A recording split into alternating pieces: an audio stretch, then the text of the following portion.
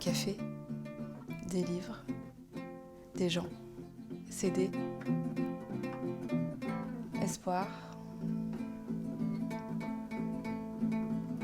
un rêve de vie, un rêve fou, une réalité.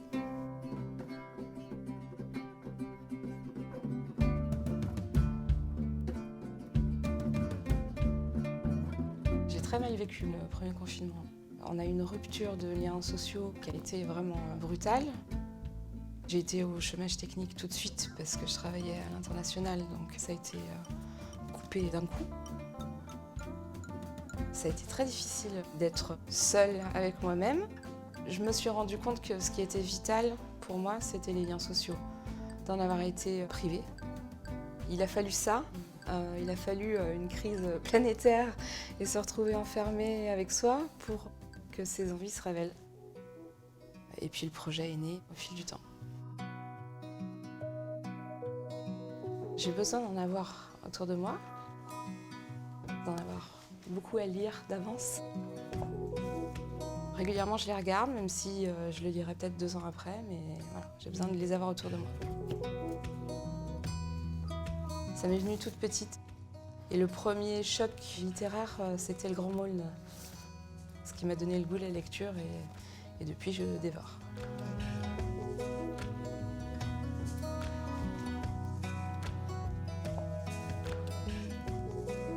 Je lis tous ses livres. Son écriture est tellement fine, tellement belle. C'est quelqu'un qui me touche.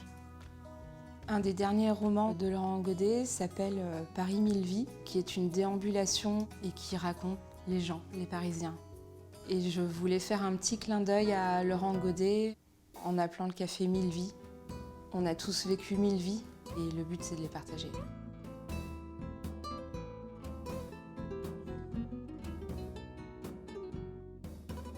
Mon grand-père, mon papy, s'appelait Jo. Il était cafetier, c'était sa vie. Ce que je garde de lui, c'est la bienveillance. C'est ça qu'il nous a transmis en fait. Quand je pense à lui, c'est vraiment à ça que je pense. Quelqu'un qui fait en sorte que les autres se sentent bien. Voilà. C'est le rôle des papys aussi, souvent. Quand on est retraité, on voit beaucoup moins de monde et donc j'avais besoin d'un lieu où je puisse venir. Autrement, je suis dans ma maison, je suis un peu seul. Donc de se retrouver ici, et ben voilà, ça permet de rencontrer du monde.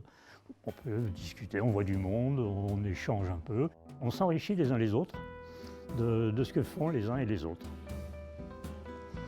Moi, je suis persuadée qu'il y a des livres qui peuvent changer une vie. Et de parler d'un livre, de parler d'un auteur, de faire lire un livre à quelqu'un, de faire découvrir à quelqu'un la lecture, quelqu'un qui lisait pas et qui découvre la lecture, pour moi, c'est mon plus grand bonheur.